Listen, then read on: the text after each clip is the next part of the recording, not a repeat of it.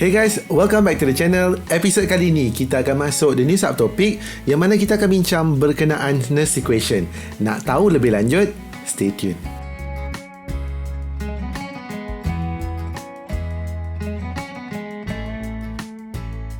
Hai, Assalamualaikum. Welcome back to the channel. As I mentioned earlier, episod kali ni kita masuk the second subtopic untuk the third chapter, which is kita akan bincang berkenaan Nernst equation. Okay, so saya tak nak hurai terlalu panjang di sini. Kita tengok apa yang kita akan belajar dalam video kali ini. In this video, kita akan belajar cara untuk tulis Nernst equation. Kita juga akan explain the factors that affect the cell potential. Kita juga akan guna Nernst equation untuk determine satu, the cell potential. Yang kedua, concentration of or partial pressure of a reactant species. Yang ketiga, kita akan determine the equilibrium constant. Kita juga akan predict the spontaneity of the reaction. Tak banyak sangat, tapi ini sangat seronok sebab kita akan guna calculator kita dengan lebih banyak, sebab kita akan buat a lot of calculation dia. Okay, jom kita tengok. So, this equation is actually dia allow kita untuk determine the cell potential under non-standard condition. Kalau sebelum ni kita belajar mengenai standard cell potential, E not cell, Nernst equation kita gunakan untuk cari the value of E cell bila keadaan bukannya di standard condition. Okay, dia adalah actually a numerical value of concentration gradient to the electrical gradient that balance it. Ni tak penting sangat lah dekat sini. So saya nak perkenalkan kamu apa itu Nernst equation. Our Nernst equation looks something like this. E cell is equal to E not cell minus RT over NF ln Q. So this is our Nernst equation, where R is equal to 8.314 joule per Kelvin per mole, T is temperature in Kelvin, F is Faraday constant 96500, N is number of electron transferred, Q is the reaction quotient. Okay, so kita teruslah tengok satu example macam mana nak buat benda ni. Okay, so bila kita nak solve soalan yang berkenaan pengiraan untuk Nernst equation ni, the first thing kita kena buat lah, kita kena tulis half equation dulu. Okay, so kita bahawa N0 kita. So once kita dah tulis kita punya half equation, kita tulis kita overall equation. Make sure number of electron dia sama. So in this case 2, potong, tulis semua. Okay, so now once kita dah ada this equation, kita akan mula guna kita ni Nernst equation. Kita tahu bahawa E cell is equal to E not cell minus RT over NF ln Q. Q kita ni adalah reaction quotient.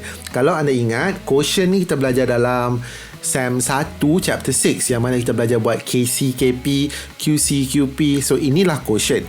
So quotient dekat sini, apa yang kita perlu buat adalah kita akan ambil spesies yang masuk saja, iaitu kita punya aqueous dan juga gas.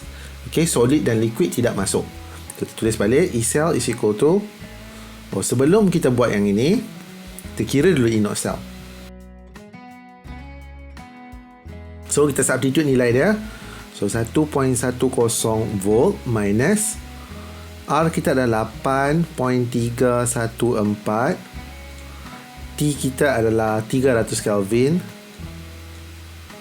Okay, N kita, number of electron transfer adalah 2 sebab kita transfer 2 elektron, dan CF kita adalah 96500, dan ln Q kita, untuk Q adalah, okay, for Q di sini kamu perlu tahu dia adalah is actually for product over reactant. So dia adalah concentration of Zn 2 plus over concentration of Cu 2 plus. So dia ln Zn 2 plus over concentration of Cu 2 plus. So tulis balik, concentration of Zn 2 plus is dari sini 0.02 molar, dan ni adalah 0.40. Kita akan dapat nilai dia sama dengan 1.14 volt. Bila kita jawab voltage, biasanya dalam bentuk 2 tempat perpuluhan. Bila kita bercakap pasal Nernst equation, most of the time kita akan deal reaction tu pada temperature 298 Kelvin bersamaan 25 degree Celsius. So, apa kita boleh buat? Kita boleh modify kita punya Nernst equation. Pada temperature kita ambil dia jadi log 10. Okay. E not cell is equal to 2.303 ni adalah kita nak tukar ln ni jadi log. Okay. And then okay, so 298 ni is actually for 25 degree Celsius dan R ni pun kita tukar siap-siap 8.314. So kita akan dapat satu formula baru yang biasa kita guna adalah E cell is equal to E not cell minus 0.0592 divided by N log Q. Okay, notice di sini kita guna log. Original kita guna ln. Kita dah darab dengan 2.03 tu untuk tukar daripada ln jadi log. Okay, so kita teruskan dengan apa yang saya masukkan di sini. By the way, sebelum kita proceed, anda perlu tahu adalah kalau kita soalan tu tidak bagi temperature, kita akan assume bahawa the reaction is conducted at 298 Kelvin ataupun 25 degree Celsius. Kita tengok example 2. In the example 2, kita diberi satu cell notation and kita diminta untuk calculate the E cell for the reaction. Since we were not given the value at what is the temperature for this reaction, we can simply assume that yang temperature dia adalah pada 298 Kelvin. So how to do this? Okay, kita start dengan tulis half equation dulu. Now kita akan tulis overall equation. Remember, untuk tulis overall equation, kita akan samakan bilangan elektron. Since di atas kita ada 1 mole, di bawah ni kita ada 2 mole. Sorry, di atas ni kita ada 2 mole. So ni ada 1, so the whole thing kita kena darab dengan 2. Menyebabkan overall equation akan jadi, alright, then kita calculate the standard cell potential E not cell positive 0.46 volt. So kita akan tulis kita punya E cell. Kita tahu bahawa E cell equal to E not cell minus 0.0592 divided by N log Q. Q kita adalah produk, kita adalah Cu2 plus over concentration of the reactant, which is Ag plus. Tetapi kita ada 2 kan, stoichiometric coefficient, kuasa 2. Substitute our value.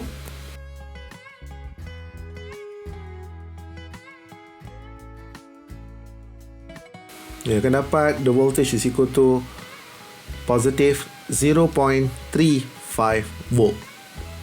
Kita try the next example. Example 3, kita diberi nickel dan juga chlorine. Dia tengok kat sini kita ada gas kat situ. So remember, start dengan macam biasa, tulis half equation dulu.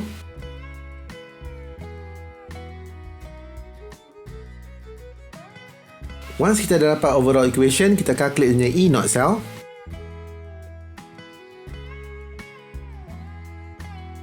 Next, kita akan kira dia punya, kita akan tulis punya formula untuk Nernst equation. So, E cell is equal to E not cell minus 0.0592 divided by N log Q. Q kita adalah concentration of the product. Produk kita adalah Ni2 plus darab dengan Cl minus square bahagi dengan reaktan kita adalah klorin. Okey, walaupun klorin tu gas, kita akan masukkan dia sekali. Kita akan tulis sebenarnya partial pressure of klorin. Okey, ini unik sikit lah untuk Nernst equation. Concentration dan juga gas dia akan bercampur. Okey, concentration dan juga pressure dia akan bercampur kat situ. So kita treat dia sebagai satu entity. Tak perlu asingkan dia. Okey, so di sini apa kita akan buat? Kita tahu bahawa ini adalah positif 1.61.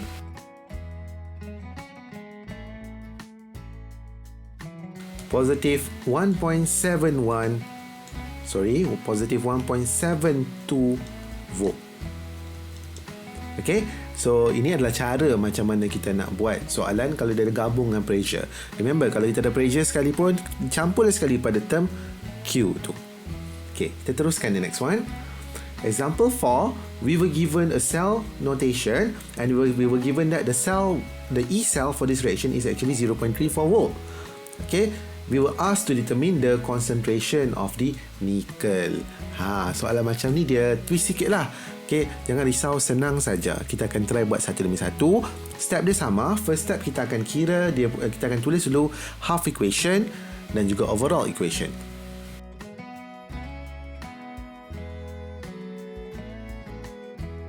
So once kita tulis half equation, apa kita akan buat adalah kita akan kira dia punya standard cell potential, which is E naught cell.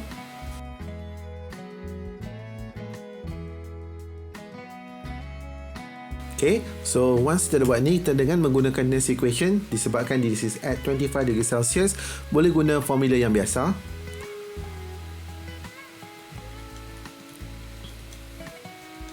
E naught cell minus 0.0592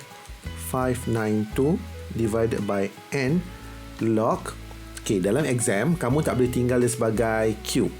Tak boleh tinggal macam tu. You kena tulis apa Q tu.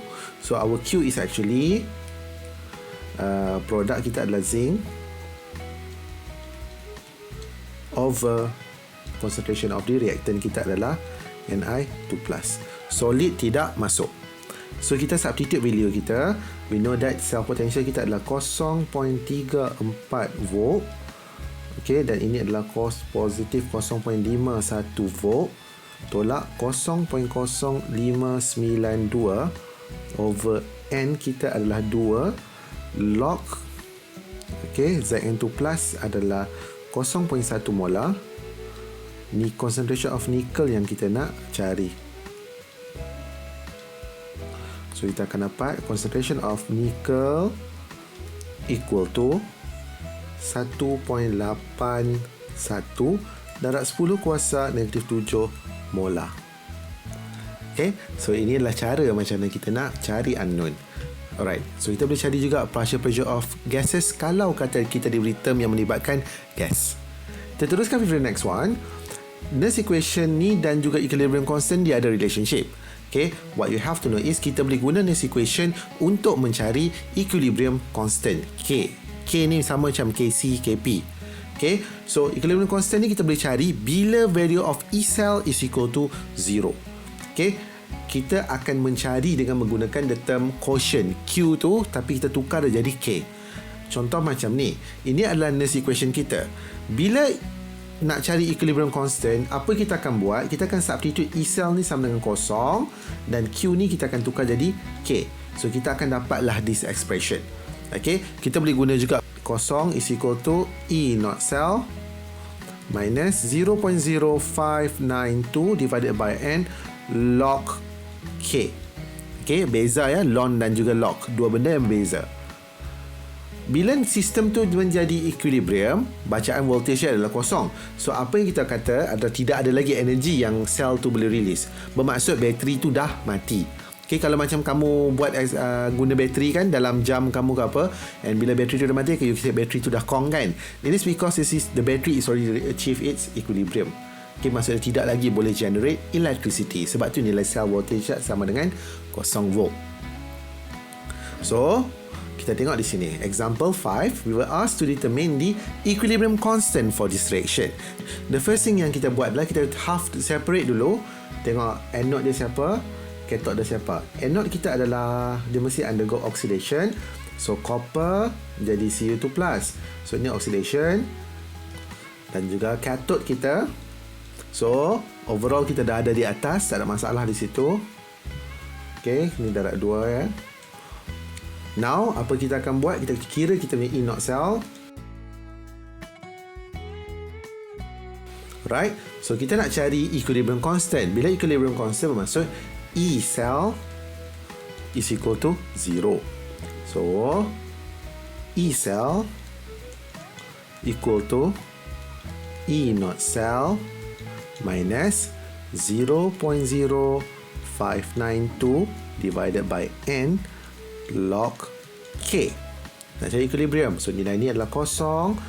E0 cell kita adalah positif 0.46 volt. Positif kena letak, Shazwan. Tolak 0.0592 divided by N. N kita 2 log K. K kita adalah kita yang nak cari kan. So kita akan dapat K sama dengan 3.47 darab 10 kuasa 15. So ini adalah kita punya equilibrium constant. Okay, so kita teruskan with the next one. The next part adalah kita nak predict spontaneity of the reaction. Ini sama macam before this. Kalau sebelum ni E0 cell kita guna untuk predict spontaneity of the reaction, but you have to know that E cell pun kita boleh guna untuk predict the spontaneity of the reaction. A spontaneous reaction bermaksud bila E0 cell sama dengan greater than 0, bermaksud di antara kita sambung tu reaction tu akan proceed the way that we want. Okay, spontaneous rate oxidation boleh menghasilkan electricity.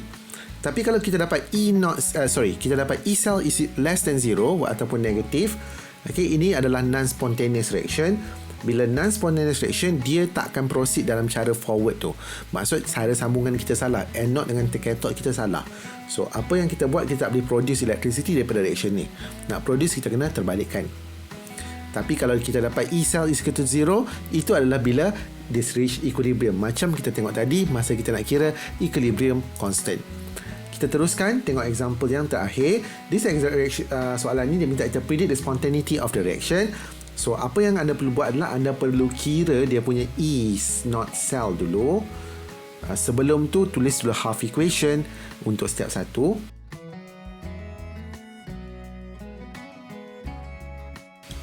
Next kita kira dia punya E0 cell.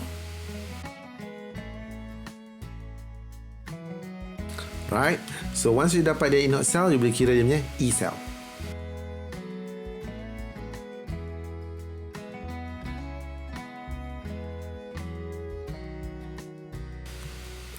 You akan dapat E cell is equal to positive 1.69 volt. So from here, kita boleh conclude that since E cell greater than 0, therefore the reaction is spontaneous. Okay, the reaction is spontaneous. Alright, so kita tengok the next part, the final part adalah factors yang mempengaruhi cell potential. Daripada kita punya original Nernst equation, kita dah boleh predict apa faktor yang mempengaruhi the value of E cell. Kalau kita tengok kat sini ada beberapa benda yang kita boleh ubah. Yang pertama, kita boleh ubah kita punya concentration daripada kita punya quotient. Yang kedua, kita boleh ubah kita punya temperature. Okay, so ada satu lagi, kalau kamu nak menghasilkan bateri yang sangat besar, voltage dia, kita boleh manipulate kita punya type of cell yang kita guna, tapi itu kita tak bincang di sini. Okay, so kita tengok yang berikutnya. Kalau kata kita pengaruh kita punya concentration, kalau kita tingkatkan concentration of the reactant, the value of E cell akan meningkat. Dan kalau kita merendahkan concentration of the product, value of E cell akan meningkat. Kenapa? Sebab dalam quotient ni adalah concentration of product over concentration of reactant. So kalau kita tingkatkan nilai ni, pecahan ni menjadi lebih kecil. So bila pecahan tu jadi lebih kecil, dia akan menyebabkan lon tu jadi kecil. So kita nak tolak pun nombor yang kecil. Okay, sama juga untuk produk. Dan yang berikutnya, in term of temperature, kalau kata kita manipulate the temperature ni dia akan ubah kita punya value of E cell. Kalau kita maintain everything in constant, okay, so dia akan actually, kalau kita tingkatkan temperature, dia akan merendahkan kita punya E cell. Sebab bacaan benda yang kita nak tolak tu lebih besar. So menyebabkan kita punya value of E cell jadi lebih kecil. Okay, so ini adalah beberapa faktor yang mempengaruhi value of cell potential. I really hope you enjoy this video. Video ni agak panjang sebab dia ada banyak example. Don't worry, watch it again. Kalau kata susah untuk fahami, boleh try DM me dekat bawah ni, boleh komen di ruangan komen ni untuk tanya ataupun minta clarification for certain things. I really hope you enjoy this video. Keep on working hard. Jangan risau, cuti pun kelas masih lagi berjalan seperti biasa sebab pembelajaran tu tidak pernah terhenti kerana pembelajaran bermula dari anda sendiri. With that, thank you for watching. See you next time. Assalamualaikum and bye.